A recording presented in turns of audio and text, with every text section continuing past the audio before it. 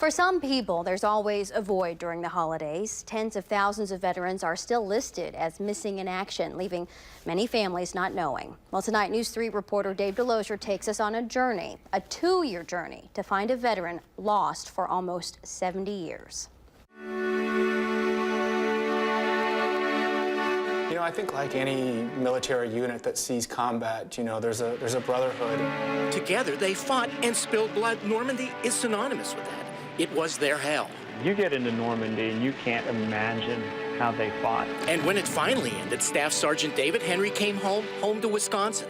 Out of the 199 men in his unit, too many others were not as lucky. Out of that, they lost 44. All eventually came home, all, save for one. He's left behind, he's missing. PFC Lawrence Gordon died in fierce fighting. They know that. Friends saw him die in an explosion. In the chaos of war, though, he became one of more than 70,000 missing in action. I just wanted to know more. Jed Henry knew how much the Army buddies meant to his grandfather, Staff Sergeant David Henry. And many of them have told me that they were closer than family. And so, you know, PFC Gordon being missing, to me, was almost like a family member missing. So when his grandfather died, Jed Henry made it his mission to find PFC Gordon.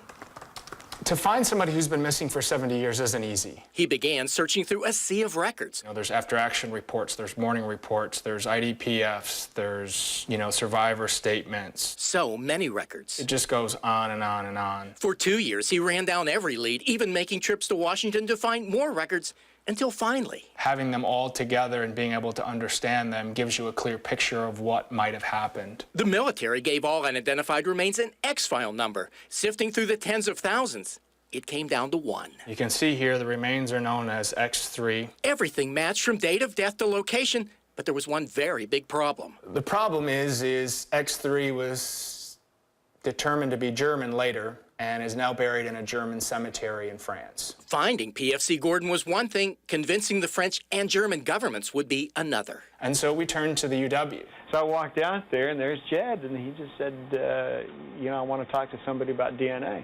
And I said, well, you've come to the right place, and you're talking to the right person. Josh Hyman is the director of the DNA sequencing lab at the UW, and PFC Gordon's story hit close to home. You see, his uncle, for a time, was also missing in action. We didn't know exactly what had happened to him after he was shot down, and my uncle was a tail gunner and a bomber. It made the decision to help find PFC Gordon very easy. It starts out as it's the right thing to do. And it ends up being it's the only thing you can possibly do. They made their case to the French and German governments, asking to let the UW conduct DNA tests on the remains, and the answer was yes.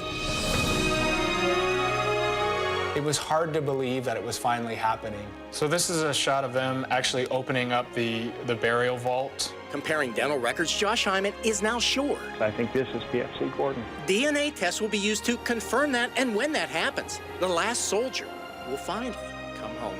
I think to finally bring the last one home will be very satisfactory to me in the sense that he deserves it.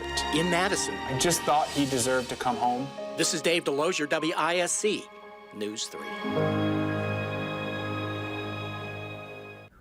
Amazing there. Well, the French crime lab is currently conducting DNA tests on the remains. Samples will then be sent to the UW lab. Now, UW's DNA lab has technology not available to most testing facilities. Jed Henry has been chronicling his 2-year search for PFC Gordon and plans to make a documentary about that search.